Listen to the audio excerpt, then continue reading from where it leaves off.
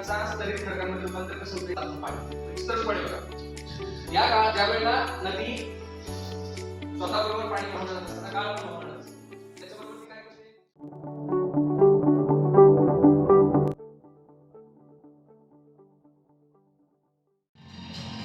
कन्याकुमारीचा समुद्रकाठ हे भारताचे टोक नसून श्रीपादशिला हे भारताचे टोक आहे.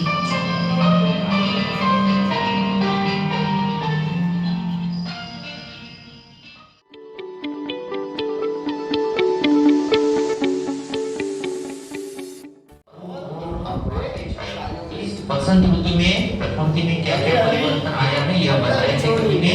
तो पीले पीले सरसों के फूल है, सरसों के जो पीले पीले फूल है वह खिले हुए हैं और बोर अमवा पे छाए हुए.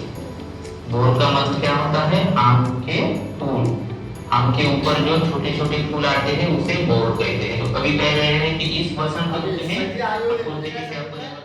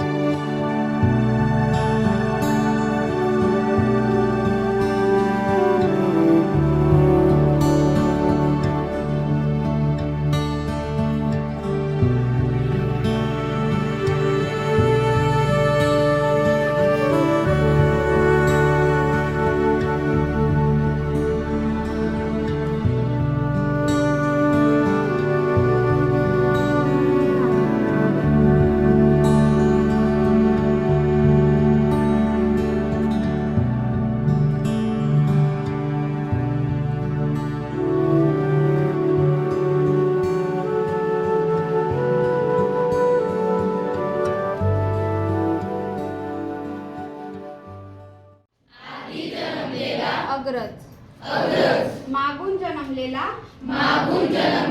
अनुज ज्यास कोणीही शत्रू नाही असा अजात शत्रू तिथी वार न ठरवता आलेला अतिथी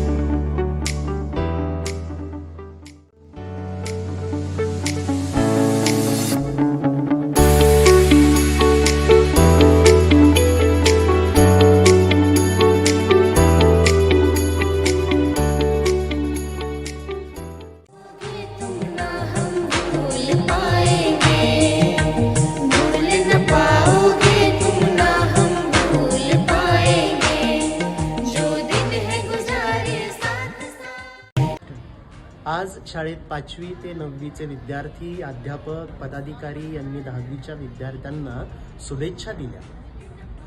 तो क्षण निरोपाचा, शुभेच्छा रूपी आशीर्वादांचा. मी पाहिलं, पाऊल बाहेर पडताना मन रेंगाळत होतं. क्षणभर सारं प्रांगण डोळे भरून पाहत होतं. सारं काही डोळ्यात साठवून हृदयात घेऊन जात होतं. एक आगळा वेगळा शुभेच्छा रूपी सोहळा आज या शाळेनं पाहिला. शब्दात सांगता येत नाही साऱ्याच आठवणी, आणि शाळा सोडताना मात्र प्रत्येक विद्यार्थ्याच्या डोळा येतं पाणी. हे आज आम्ही आमच्या शुभेच्छा रूपी सोहळ्यात विद्यार्थ्यांच्या डोळ्यात पाहिलं.